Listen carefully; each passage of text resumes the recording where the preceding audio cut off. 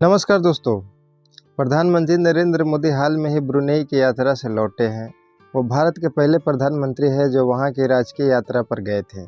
इससे पहले भी वह इटली, यूक्रेन, सिंगापुर इत्यादि यात्रा तीसरी बार पीएम बनने के बाद कर चुके हैं। सितंबर 2024 तक देखें तो नरेंद्र मोदी ने अब तक 79 विदेशी यात्रा की है, जिसमें से 70 देशों का दौरा उन्होंने किया है। कई बार उनकी इन विदेशी यात्राओं पर सवाल भी उठे हैं कि आखिर इसका हासिल क्या हुआ है। वह क्यों किसी छोटे देश से लेकर अमेरिका जैसे बड़े देशों में घूमते रहते हैं। दोस्तों, बात ऐसे है कि दुनिया आज बहुत ध्रुवीय हो रही है। इसका मतलब यह है कि आज विश्व किसी एक ध्रुव वाला नहीं है। अमेरिका निस्संदेह दुनिया का इकलौता सुपर पावर है, लेकिन चीन और रूस जैसे देश आजकल अमेरिका को आंख दिखाने लगे हैं। दरअसल बात ऐसी है कि अमेरिका की नीतियों की वजह से पिछले 2 दशकों से उसकी काफ़ी किरकिरी हुई है। इराक को बर्बाद करने और अफगानिस्तान को तबाह करने के लिए लोग अमेरिका को जिम्मेदार मानते हैं। अफगानिस्तान से अमेरिका के निकलते ही वहां क्या हाल हुआ हमने सब देखा था। महज 10 दिन के भीतर वहां खूंखार तालिबानियों का कब्जा हो गया था, जो मानवता और खास करके महिलाओं के लिए बहुत दुखद रहा। कुल मिलाकर देखो तो अमेरिका की साख पूरी दुनिया में अब धीरे धीरे खराब हो रही है। पूरी दुनिया अभी 2 युद्धों से जूझ रहा है। अमेरिका इन दोनों ही मोर्चों पर फेल हो गया है। अमेरिका युद्ध को रोकवा नहीं पाया। इजराइल को बार बार कहने के बाद भी वह युद्ध नहीं रोका, और उधर रूस ने तो अब खुलेआम धमकी दी है कि अमेरिका अगर रेड लाइन क्रॉस करता है तो अंजाम अच्छा नहीं होगा। दोस्तों, इन्हीं सब चीज़ों के बीच में दुनिया ने भारत का रवैया भी देखा है। चीनी वायरस कोरोना काल के समय में हमने सबने देखा कि भारत किस तरह दुनिया के कोने कोने में वैक्सीन और सहायता भेजी। उस समय करीब 100 से अधिक ज़रूरतमंद देशों की चिकित्सा आपूर्ति और उपकरण देकर बहुत मदद किया। दोस्तों, बीते कुछ वर्षों में समुद्री डाकू का मसला हो या किसी विदेश में उथल पुथल होने से भारतवासियों को सकुशल घर वापस लाने का मुद्दा हो, भारत सरकार ने उस कायदे से मसले को सुलझाया है। अभी हाल में ही हमने देखा, जब यूक्रेन की यात्रा से प्रधानमंत्री लौटे हैं तो उसके बाद रूसी राष्ट्रपति पुतिन ने यह बयान दिया है कि अगर भारत चाहे तो रूस और यूक्रेन के बीच का विवाद सुलझाने में मदद कर सकता है। दोस्तों, बात ऐसी है कि भारत ने हमेशा से शांतिपूर्ण तरीके से किसी भी मसले को सुलझाने पर जोर दिया है। दोस्तों, वैश्विक स्तर पर दुनिया देख रही है कि अमेरिका की धमक और हनन लगातार कम हो रही है।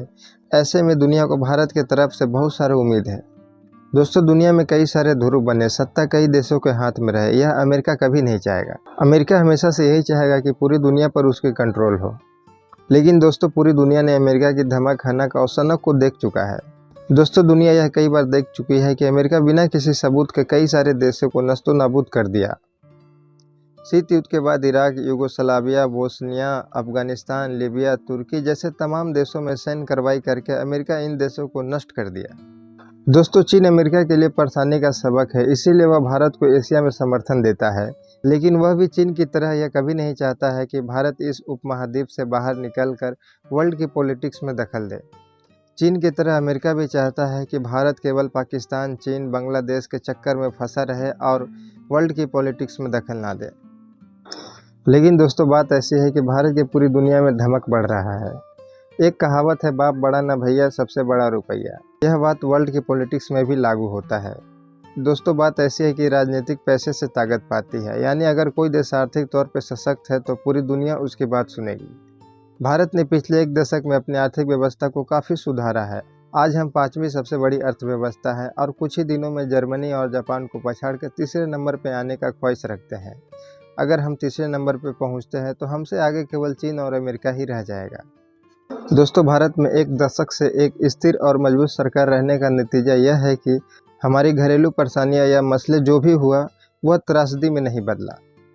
चाहे वह सीएए का विरोध का आंदोलन हो या फिर किसानों के नाम पे किए गए बड़े जमावड़ा हो, हर एक का निपटारा शांतिपूर्ण तरीके से किया गया। हमने श्रीलंका और बांग्लादेश का हाल देखे ही है कि वहाँ किस तरह से लोगों ने सरकार का तख्ता पलट कर दिया। दोस्तों, अगर कॉन्स्पिरेसी थ्योरी चलाने वाले की भी माने तो छोटी छोटी चिंगारी से बड़े आग लग सकती है। लेकिन दोस्तों, भारत जैसे बड़े और विविधतापूर्ण देश में चीज़ें सब संतुलित है और काबू में है। दोस्तों, हमारी सेनाएं अब और मजबूत हो रही है। नौसेना ने लगभग 70% तक आत्मनिर्भरता पा ली है और पनडुब्बी के साथ विमान वाहक पोत को बहाली से उसका हौसला बढ़ा है। वायुसेना रफाल की खेप पाकर बुलंद है और थल सेना के साजो सामान की पूर्ति हो रही है। दोस्तों, जब पूरी दुनिया मंदी के चपेट में था या अन्न के खतरे से जूझ रही थी तो भारत की उस समय अर्थव्यवस्था बहुत तेज़ी से बढ़ रही थी। यूरोप समेत पूरी दुनिया अभी तक कई मसलों से घिरी हुई है। रूस यूक्रेन की लड़ाई हो या फिर हमास इजराइल का झगड़ा हो, पूरी दुनिया कई तरह से कई मोर्चों पर फंसी हुई है। साथ ही साथ अमेरिका की साख भी हर एक जगह खराब हो रही है।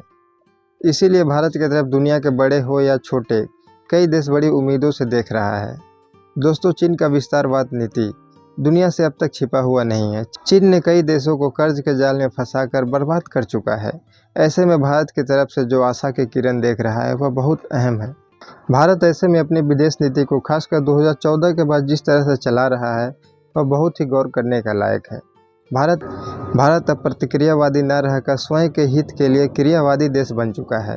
दोस्तों, यह अपनी भारत देश सार्वभौमिकता और स्वायत्तता से कोई समझौता नहीं करता और यह बहुत संतोष की बात है। तो दोस्तों, आज के वीडियो में बस यही तक। फिर मिलते हैं किसी अगली वीडियो के साथ। तब तक के लिए नमस्कार।